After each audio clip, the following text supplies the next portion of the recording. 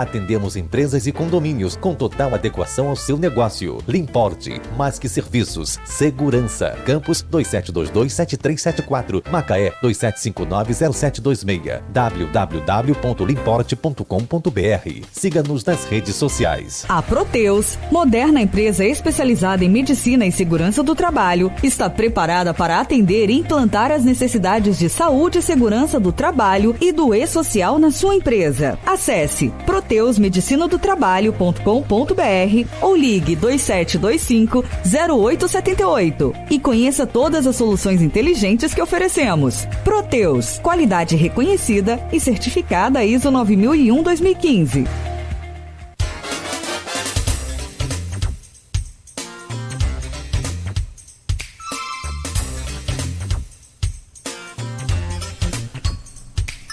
Sete horas e 57 minutos em Campos, de volta com Folha no Ar, ao vivo aqui pela Folha FM, em 98,3, emissora do Grupo Folha da Manhã de Comunicação. Olha, Campos hoje tem tempo parcialmente nublado, amanheceu, inclusive eu postei uma foto, amanheceu lindo dia, espetacular, depois de 5h30, por volta de 5h30, depois de 6 horas fechou o tempo, aí eu dei uma nublada parcial e deve ficar assim durante todo o dia, máxima de 34, mínima de 23.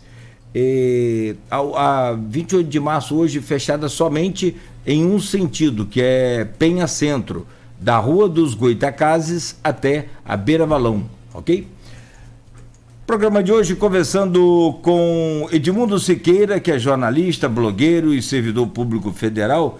E o Edmundo tem abordado em suas análises muito bem feitas e bem elogiadas aí no portal folha1.com.br, no jornal Folha da Manhã, onde colabora também, justamente sobre essa preservação do patrimônio histórico, e o Rodrigo Gonçalves traz aqui então essa pauta hoje para a gente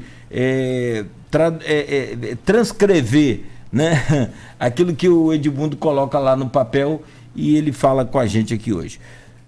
Só lá do colégio, essas coisas todas, fico com você, Rodrigo. Na verdade, assim, para as pessoas entenderem, a gente está com...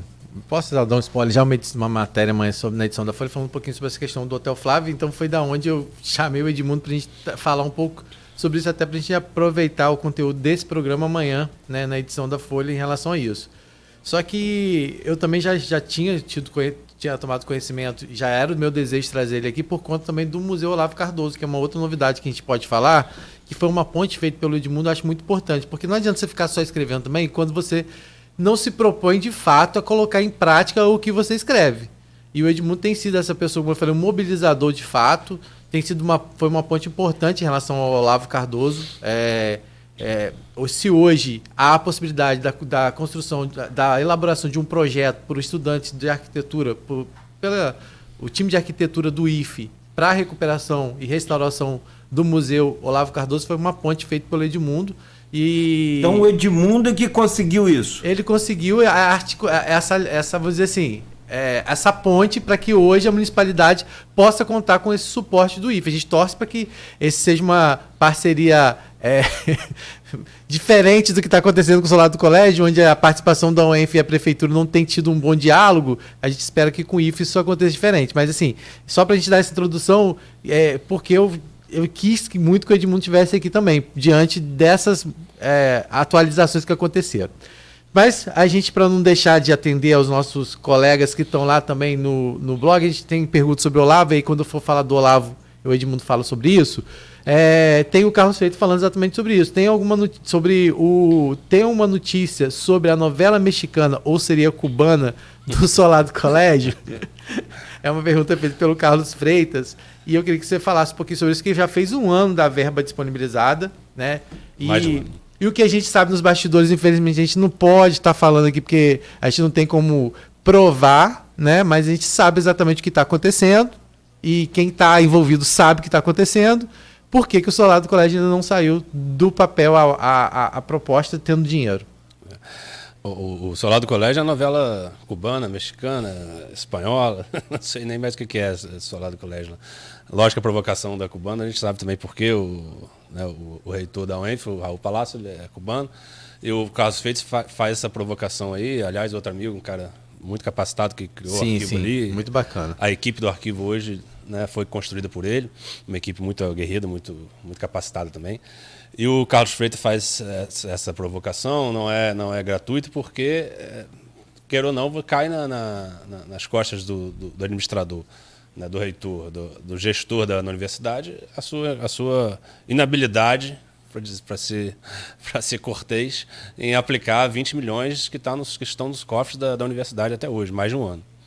Ali foi um acordo conseguido via Alerj, Prefeitura de Campos. Foi disponibilizado 10 milhões para Cabo Frio, Fazenda Campo Limpo, não me engano o nome, e 20 milhões para cá, para o Solar do Colégio. Uma articulação feita pelo Vladimir lá, com a Alerj conseguiu, e colocou o ENF, porque o ENF não só deveria ser uma instituição estadual, obrigatoriamente, escolheu-se o ENF não só por ser uma grande universidade, um orgulho da nossa... É preciso separar também o que é o ENF, o que é esse problema, é um orgulho para a nossa cidade, modificou a nossa cidade bastante.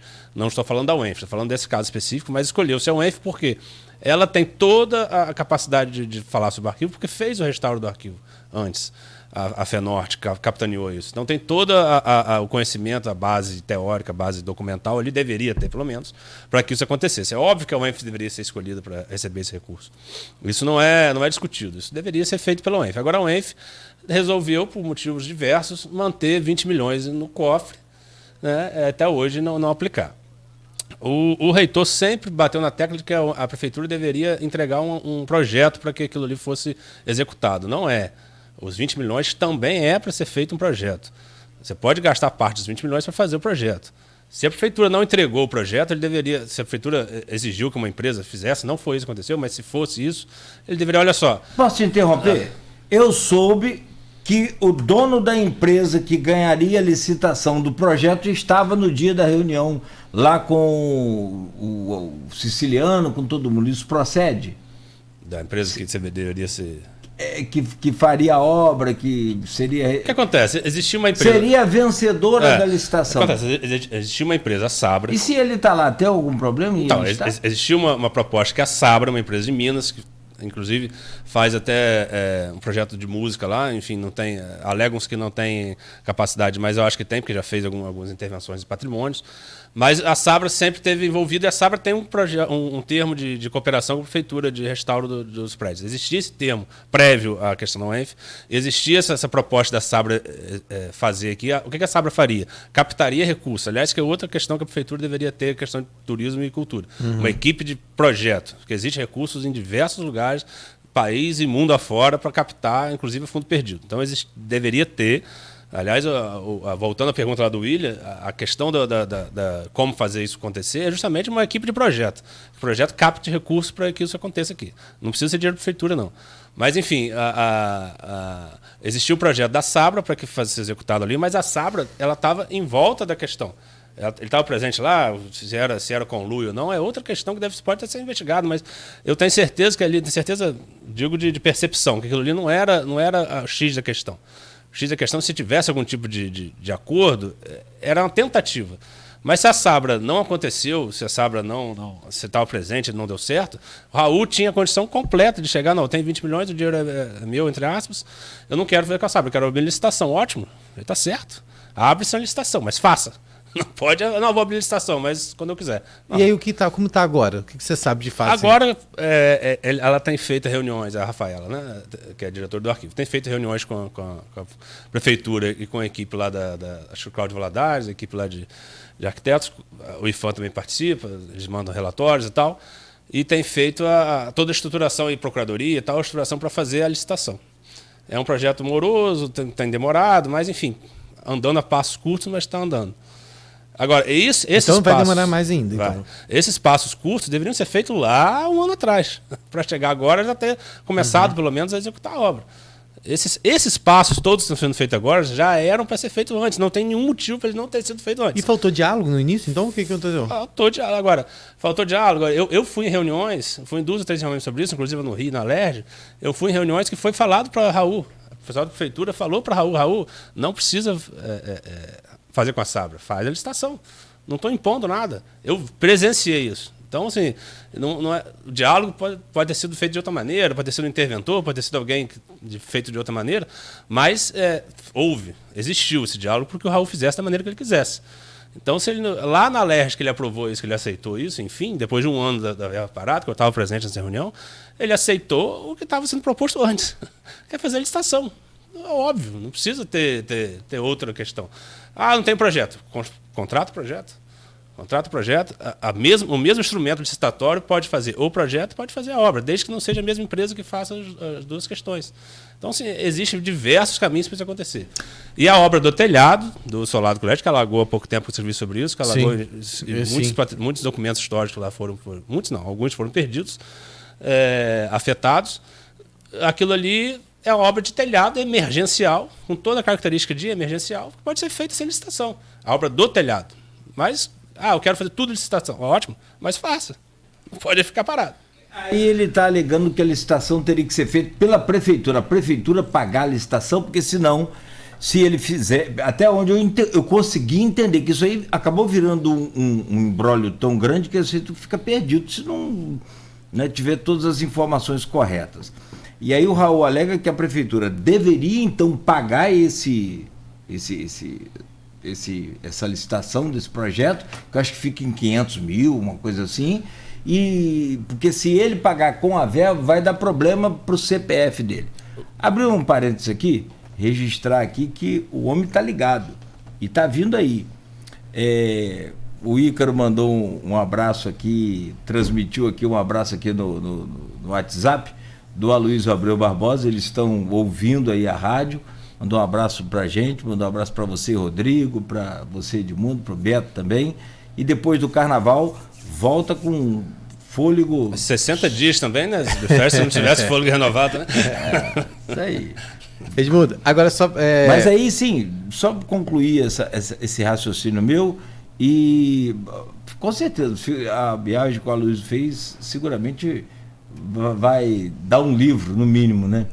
No mínimo. Aliás, né? a viagem fantástica. Acompanhei de longe, mas é fantástico. Também a gente acompanhou pela internet aqui, mas acho que foram 3 continentes, se eu não estou... fantástico. Maluco. Mas, né, estamos aguardando aqui com ansiedade. Só uma pergunta que eu fiz com relação a essa questão da licitação. Quem é que é o responsável pela licitação? Se o Raul fizer... Eu digo Raul, porque... O ENF é um conjunto, a gente não pode também, né, acho que misturar tudo, mas a pessoa que está lá como responsável é o Raul. Daria problema para ele? Você já chegou a ver isso? Me parece que houve um entendimento também numa nova reunião com o próprio, na LERJ também, com o próprio Siciliano, com todo mundo participando. Não, o Raul, pelo que eu sei, queria que o projeto fosse entregue pela prefeitura. Pronto. Licitado e entregue pela UENF. Ele queria? Ele queria que o projeto fosse entregue. Ele alega que não encontrou a situação que foi passada para ele. Ele achou que chegasse lá no Olavo, no Solar do Colégio, com 20 milhões no bolso, já estava tudo pronto, projeto executado, tudo certinho, tudo orçamento. Se chegasse só e passasse o dinheiro para a empresa fazer a obra. Mas não, lógico que as coisas não funcionam assim. Óbvio que vai ter trabalho. Senão você não aceite. Aliás, ele podia devolver o recurso, inclusive, se ele quisesse. Lá um ano atrás e viu que a situação não está certa, o que você faria? Devolve o recurso. Não quero. Não achei certo, achei que tem algum problema ali legal, entrega o recurso de volta. Não pode ficar parado. Enfim, mas ele queria que o projeto fosse entregue. Mas a licitação, eu não vou também, né? Pode existir outros entendimentos jurídicos sobre o caso, mas a licitação é para ser feita com dinheiro. O dinheiro, para ser aplicado, precisa de quê? Licitação. É um instrumento jurídico que determina onde o dinheiro vai ser aplicado. A UENF é um órgão estadual, responde ao Tribunal de Contas do Estado. É simples, gente. Eu acho que é uma coisa tão simples que parece ser até lugar comum falar, mas você vai, oficia ao Tribunal de Contas do Estado, o Tribunal de Contas do Estado, eu quero fazer uma licitação com esse dinheiro recebido da LERJ. Como é que eu faço? Né? Em letras simples, estou falando com escrito outra coisa. Como é que eu faço? O Tribunal de Contas emite você um parecer, isso pode, isso não pode, pronto. Você está resguardado, não tem porquê, não existe justificativa lógica para o dinheiro estar parado há um ano. Não existe. Você pode existir outros justificativos, lógica não existe. Eu só, antes do Rodrigo entrar, me permita, eu até falei aqui, eu não sei se vai dar mais problema pro o reitor da UENF, o Raul, né, se der um incêndio ou cair alguma coisa lá no solar do colégio, do que essa licitação. Eu não sei qual dos dois vai ser pior. Para quem foi no solar, aquilo ali é madeira e papel antigo. Aquilo ali, se é uma faísca, não tem esquema de proteção ali que garanta aquilo ali. Nada. Então tem uma coisa muito mal feita ali, mal feita entre aspas, assim, muito começou e parou por falta de dinheiro para poder fazer de incêndio e tal. Não tem. Então aquilo ali é madeira e papel antigo. Se pegar fogo, vira um incêndio só, vira uma labareda só. Então assim, essa chuva, por exemplo, ali está a certidão de Campos, ali está a primeira a ata de fundação da cidade exatamente como foi, que aliás a gente discutiu até hoje também a data de nascimento da cidade. A gente comemora, a gente vai comemorar em março, outra data é errada. 28 de março é a emancipação da cidade. Praticamente ninguém comemora a emancipação do município para a cidade. A cidade começou lá atrás, 1650. Mas enfim, a ata de fundação lá da primeira reunião de Câmara. Você pode comemorar as duas. Pode, a emancipação e a fundação. Mas a ata está lá no arquivo. A certidão de nascimento está lá no arquivo. Então, se você não sabe o que da onde você nasceu, você pega o seu certidão de nascimento, o seu lugar. É simbólico, gente, mas se pega o seu certidão de nascimento, sua identidade, bota fogo, você, simbolicamente, você vai apagar a sua memória, a sua história, né? Eu não sei onde eu nasci, não sei quem é meu pai, não sei, imagina se você hoje não soubesse onde você nasceu, quem é seu pai, quem é sua mãe, você estaria perdido, né? E aí, quando você Tem uma vê... cobrança aqui para ele. E aí, quando você vê... Não vai ficar muito bom para ele, não. Mas pronto. Ele falou aqui 60 dias o problema todo... para Aloysio. A Luísa já falou aqui. Foram 44. Os outros 16 cobrarei do Edmundo. Como o Edmundo está nessa correria dele, porque ele tem que partir daqui a pouquinho, a gente, em respeito a algumas pessoas também que estão, aos nossos colegas que estão lá no Grupo Opiniões falando, né, um pouco sobre isso, só a gente vê que às vezes essa questão do próprio poder público não cuidar do seu próprio patrimônio, isso acaba se tornando uma coisa que, se a gente não dá o exemplo de casa, fica complicado às vezes de um empresário às vezes entender que ele manter aquele prédio que ele tem, porque ele não vê nenhum, às vezes até falta de incentivo para isso, e algumas pessoas falam sobre isso aqui, essa questão do IPTU e várias outras coisas que podem ser aplicadas. Mas falando do Museu Olavo Cardoso, que você não pode sair daqui sem falar sobre isso, porque também foi uma participação sua, como eu falei, você é um mobilizador, mas também não só escreve, você vai para a linha de frente, e aí o Museu Olavo Cardoso, a gente sabe de um diálogo que foi intermediado por você para a recuperação do Museu Olavo Cardoso, na verdade, a elaboração de um projeto com o IFE. Como é que foi isso? O que de fato existe? Dá para se acreditar? Porque agora já tem gente abraçando e é isso que a gente quer, cada vez mais pessoas abraçam, mas que mostre de fato o que está sendo previsto para o Museu Olavo Cardoso. O Cláudio falou que Edmundo foi responsável por isso. A gente está falando de vaidade mais cedo, não vou cometer o pecado favorito Inclusive, do Gerard. é a pergunta do Arnaldo Garcia lá no grupo. Beleza. Um abraço, Arnaldo. Eu não gosto de injustiça, não que eu seja nenhum mas eu não vou cometer a vaidade e falar que eu que comecei, eu que fiz tudo. Óbvio que isso é coletivo. Independente de quem começou, não é essa a questão. Mas eu não menti. Não mentiu, mas... Você que começou, sim, só também não me deixa mal aí. Não é a mais pura verdade. É a mais pura verdade. Quem falar o contrário, tem como provar, inclusive. Mas eu não falo, nunca falei, não sou de falar no popular uma coisa por outra. O que eu falo é porque aconteceu. Independente de narrativa, foi o que aconteceu. Não vou falar também, eu fiz, não sou político, não sou, né, de falar, não tem porquê mentir, nem mentiria. Mas aconteceu dessa maneira, sim. Eu comecei, mas não é a vaidade de falar, eu comecei e fiz. O que importa é o objetivo. O Vladimir, eu procurei ele pessoalmente, falei do Olavo, que é uma demanda, o Divar também, antes, o Divar, aliás, faça justiça também. Divar e a auxiliadora se reuniram e procuraram, me pediram ajuda para a questão de escrever e tal, de falar sobre o Olavo, para criar uma tentativa de ajudar. E dali surgiu, eu falei com o Vladimir, eu preciso do projeto, não tenho projeto. Volta o projeto lá, igual do Raul, mas eu não tenho projeto e tal. Falei, mas se a gente correr atrás de projeto, existe um recurso, eu posso tentar, me prometeu ali, não afirmou, mas prometeu que poderia correr atrás de recursos caso tenha projeto. E aí eu tive a ideia de procurar o IFE, a Catarina Prata, que é uma pessoa muito capacitada na parte de patrimônio histórico, que é minha amiga pessoal também, e sugeri a ideia a ela. Eu falei, Catarina, a gente podia fazer um projeto ali e tal, pelo IFE, ter toda a capacidade do curso fazer isso, entregar o projeto de forma gratuita à prefeitura faça a sua parte lá, né? Ela gostou da ideia e tal, me falou, ó, tem uma menina, uma pessoa, a Stephanie, que está terminando o curso agora e o objeto de estudo dela é o próprio Olavo Cardoso.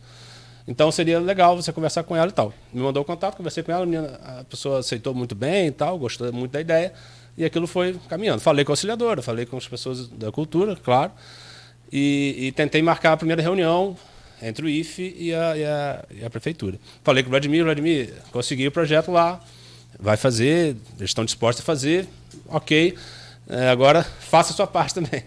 E aí foi assim, ele, não, ótimo, concordou, parabenizou e tal, e seguiu. A auxiliadora marcou uma reunião paralela ali com o IFE, ótimo, que faça, que aconteça, não tem problema nenhum. Botou, publicou, que ela marcou a reunião. Lógico que é coletivo, né? É óbvio que eu sozinho não faço nada. Preciso, como o Rodrigo falou, você tem que participar. Eu acho que você não adianta também ficar de fora. Campos tem muito isso na parte cultural. Não, critico isso, critico. Quando cai, viu? Eu avisei que caiu. Mas você não fez nada. Você não fez nada, você só avisou que caiu, mas não fez nada. Então, assim, precisa ter essa ação, eu acho. Via instituição é o melhor caso, mas eu faço pessoalmente como eu estou fazendo. Então, essa reunião aconteceu via auxiliadora lá e fizeram o primeiro passo e a coisa parece que funcionou enquanto instituições, Prefeitura e IFE. E essa reunião resultou em outra e aumentou o projeto. Parece que o IFE vai fazer todos os patrimônios, entre aspas, né, muitos patrimônios aqui na cidade, essa forma de parceria. Por quê? Porque a minha ideia do IFE. O IFE tem um curso de arquitetura e é uma instituição pública. Existem outros cursos de arquitetura na cidade que devem e podem ajudar nesse caso também. A auxiliadora, o Uniflu, podem participar. Mas o IFE é uma instituição pública. E o IFE tem arquitetura lá. Então, é bom para o curso, né? Porque ele pode explorar patrimônios, é bom para o aluno, é bom para o professor, que ele tem uma oficina a céu aberto, e é bom para a instituição, é bom para a cidade, para a prefeitura, é bom para a cidade. Então, assim, acho que é uma parceria profícua. E aí, parece que eles querem fazer outros prédios e tal. Soube de bastidor que o Olavo começou até a ficar um pouco de lado nessa questão, porque aumentou muito. Eu acho que o Olavo... a questão do Olavo... o Olavo é uma casa, não é um solar, é uma casa de muita memória afetiva da cidade. E essa casa é muito mais barata de restauro do que um solar, óbvio. É uma casa. Então, o Olavo pode servir como um pontapé inicial. Pode servir como um laboratório disso acontecer. De fazer um programa, como a gente falou lá atrás, programa público, uma política pública de preservação de patrimônio. O Olavo pode ser esse start, né, digamos assim, da coisa. Porque é uma casa. Você gasta muito menos do que a restauração autoriza. Fez aquilo ali, deu uso. Aí volta a questão de novo. Trouxe o projeto do IFE, trouxe as instituições, o Conselho de Cultura, o Copan, todo mundo para discussão e deu uso àquilo ali. Aquilo ali funcionou, tem uso, exploração econômica que seja. É um exemplo, é um case de sucesso, vamos falar assim, dessa modernidade. Então aquilo ali é para ser isso. Na minha visão, a minha concepção, a minha primeira ideia foi para fazer isso. O Olavo ser um case de sucesso de como preservar patrimônio histórico dentro de Campos. Então, assim, se a coisa ande de uma forma ou outra, ou que seja determinação da prefeitura, mas que ela ande. É igual ao ENF, precisa andar. A gente tem outras perguntas aqui no grupo, como eu falei, uma inclusive que daria o start para a gente falar do outro assunto que a gente colocou com você na pauta, mas eu sei que você está nessa correria hoje aí, né? E infelizmente você não vai poder continuar com a gente, mas já deixo o convite aqui. Pode responder lá no grupo, Edmundo. Sim.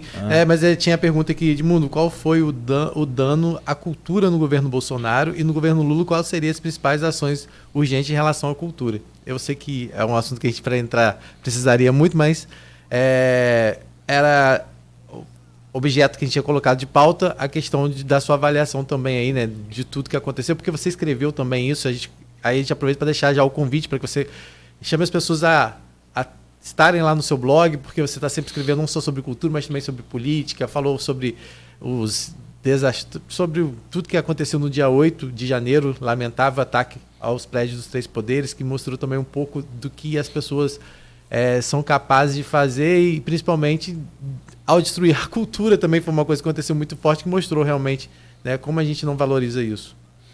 O 8 de janeiro foi, a gente falou do simbolismo emblemático, né? Você destruir obras de Cavalcante, destruir obras essenciais ali, pegar a Constituição, a gente falou da Certidão de Nascimento de Campos, está no arquivo, sim, né? Eles pegaram a Constituição lá, que o terrorista, digamos assim, ele não sabia que a Constituição ali era original ou não, é uma cópia, mas ele não sabia se era original ou não, e pegou e levou ela, exibiu como troféu e tal. Então aquilo ali é emblemático na questão cultural também. Como que não se respeitam os símbolos nacionais, né? Como que não respeitam, você invadiu prédios públicos, depredou, sem nenhum respeito a símbolos nacionais. É um sintoma. Acho que aquilo ali é a metástase do problema nosso. Primeiro, que é a falta de cultura, falta de educação, falta de políticas públicas nessas áreas.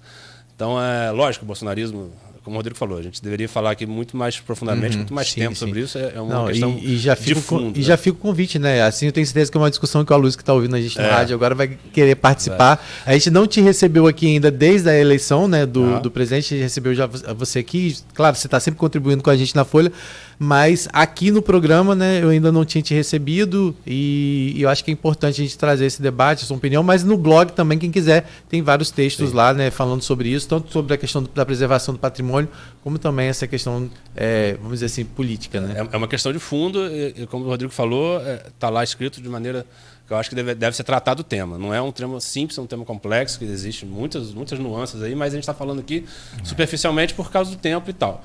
Mas, assim, o 8 de janeiro foi um exemplo daquilo ali, foi um exemplo da destruição promovida pelo governo Bolsonaro na parte cultural, educacional. Os governos populistas de extrema-direita têm essa característica, também o de extrema-esquerda também tem essa característica, de controlar a parte cultural, porque é preciso fazer isso para que... O fascismo fez isso, o nazismo fez isso, né? Apropriou-se de símbolos. O fascismo, ele mudou a bandeira do país, né? Da Itália. O fátio, né? Que é aquele conjunto de galhos torcidos, né? Que é do fascismo, que unidos a gente cria uma coletividade e tal, mudou a cultura do local. Então não é simples falar disso, porque mudar a cultura, você muda a capacidade de você influenciar as pessoas, controlar as pessoas. A cultura é um ponto essencial. Você sabe que os Estados Unidos é assim pelos filmes. O filme é o quê? É cultura. Então, assim, isso. É óbvio que a cultura influencia as outras partes. Então, o governo Bolsonaro há de se lembrar que um secretário de Cultura, o Renato Alvim, ele fez um discurso, caiu por causa disso. Atrás dele tinha um quadro... O cenário todo montado... Do Bolsonaro em preto e branco, acho. A música de Wagner, de ópera, tocando. Uns símbolos ali, a cadeira, a roupa, a indumentária, o jeito de falar. Exatamente como o Joseph Goebbels, que é o ministro do nazismo, o arquiteto da solução final dos judeus. Então, assim, não é porque ele, eu acho que ele é nazista. Não, ele era nazista. Todos os símbolos nazistas, simbolicamente, não foi ali. Coincidência, não. O texto do discurso era... Também... Então, assim, não é questão de falar, será que ele é nazista? Não, ele era nazista. Então, o secretário de Cultura do nosso país era nazista. Então, assim, não preciso falar mais nada em relação ao tratamento da cultura no governo Bolsonaro. E aí, essas questões de fundo que a gente falar, não vai ter tempo de falar, mas as questões de fundo disso são muitas questões. Uma delas é a Lei Rouanet. A Lei Rouanet é uma lei de incentivo que usa como narrativa da direita, para dizer que é mamata, falou até da questão da Cláudia Raia e tal.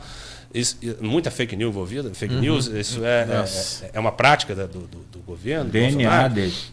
De todo o populismo de direita, de esquerda também, mas a Lei Rouanet é uma lei de incentivo de preparar as iniciativas, as propostas culturais, para que capte recursos na iniciativa privada e debita do imposto. Então, assim, é uma cadeia de relações, inclusive de trazer a iniciativa privada, tudo que a gente está falando aqui de patrimônio histórico, trazer ela para o jogo. É exatamente isso que a Lei Rouanet. Então, não é para dar dinheiro para artista, não. É outra questão. Então, assim, as questões de fundo sobre a cultura e sobre a educação é para permear e controlar as pessoas. É óbvio que é. Isso é feito historicamente em todas as nações. Então, por isso, mais a importância de a gente falar sobre o tema, a maior importância de a gente aprofundar sobre o tema. A Luísa é um especialista nesse tema. Acho que a gente deve trazer ele aqui, porque também eu acho que depois da eleição, não sei se... depois da eleição... depois da eleição sim, mas o início do governo depois Lula... Depois do início e tal, depois de tudo que aconteceu o 8 de janeiro, inclusive, ele não estava aqui. Não. Então, assim, é um fato transformador da nossa... E aí já deixo o convite para que você esteja nesse bate-papo, tenho certeza que vai ser muito importante. Com certeza aceito, mas eu quero muito ouvi-lo também em relação a isso. Não vai ter tempo de aprofundar, mas é um assunto que eu acho que vai transformar transformou nosso entendimento da coisa. E é uma oportunidade, se é que... sabe, sobre essa questão toda, uma grande oportunidade para o Brasil mostrar nessa jovem democracia, que nós somos um país democrático e que vai prevalecer sempre a democracia, apesar desses vândalos extremistas radicais que a gente sabe motivados por quem e por quanto tempo houve essa motivação, tem tudo muito claro. Então é preciso, assim, o país pontuar esse 8 de janeiro como uma vitória para a democracia e não deixar em dúvida ou dar espaço para esse tipo de extremismo, esse tipo de terrorismo, de ataque violento e é insuportável e eu acho que intolerável à nossa democracia. Não é só a questão física de patrimônio histórico, relógio centenário da família real portuguesa ao Brasil presente, não. Isso tudo é muito importante, tem seus valores sim, mas sobretudo está em discussão aí a nossa democracia. Qualquer polarização ela existe nos países. A gente caminha para um sistema binário, acho que é do ser humano. A gente está ali escolhendo A ou B no segundo turno da presidência. É óbvio que a polarização sempre vai existir. Sistema presidencialista, principalmente. Mas você criar uma polarização extremada, violenta, agressiva, que você vê o outro como inimigo, é outra questão. Você cai para outra linha de pensamento. Cai para uma coisa que não é democracia. Inclusive, uma das críticas que eu estou fazendo ao governo Lula lá, escrito nesse início, óbvio que está no início, óbvio que tem muita coisa a acontecer, óbvio que a gente está feliz de que a democracia foi garantida, porque a tentativa de golpe aconteceu com participação, ou pelo menos com a anuência do governo. Enfim, é outro assunto também muito profundo, mas a gente sabe disso. A proposta ali de fundo é justamente trazer essa mudança de paradigma social. Você tem que tratar o outro como inimigo. O outro a esquerda é o comunista, né? Não tem nenhum comunismo no Brasil. Inclusive, o golpe de 64 foi com base num plano fantasioso de invasão comunista. Nunca teve um grupo comunista com força para controlar o país. Nunca existiu. Nunca existiu e não existe hoje. Então as pessoas tratam isso, narrativa de criar, não, o cara é do comunista, ou o cara é bolsonarista. Isso também é um pouco da esquerda extrema também, de tratar o outro como inimigo. A gente no Brasil tratava o PSDB como PT no governo, tratava o PSDB até como fascista. Então a gente sabe hoje o que é fascismo, não é o PSDB. Então se a gente continuar tratando o outro como inimigo, a gente vai continuar discutindo isso aqui igual patrimônio histórico, discutindo para sempre isso. Perfeito. Bom, estou com a promessa aqui de, como você falou, né, Rodrigo? Você retornar aí para outras pautas e outras demandas e também lá no grupo de WhatsApp e também na nossa página ali, tem várias participações, por favor. Edmundo, forte abraço, um bom carnaval para você, obrigado pela sua participação, pela sua colaboração, não só aqui no programa hoje, mas de uma forma geral no grupo, e, sobretudo, pela sua colaboração importante, né, na cultura e na preservação desses patrimônios que nós temos aqui. Peço desculpas também aos ouvintes e pessoal que está interagindo com a gente. Não deu tempo de fazer todas as perguntas a você. Fico à disposição. No dia que não tiver trabalho para fazer, eu fico aqui até meio-dia, se quiser, uma hora. A gente pode discutir isso. É um prazer para mim estar aqui com vocês e agradeço o convite. E reafirmo aqui a minha predisposição de estar aqui para discutir isso. E essa proposta de trazer o Luiz para a gente conversar sobre isso e eu estar presente, para mim é uma honra. Vou só falar. Obrigado, bom dia a todos. Obrigado, Edmundo. Valeu.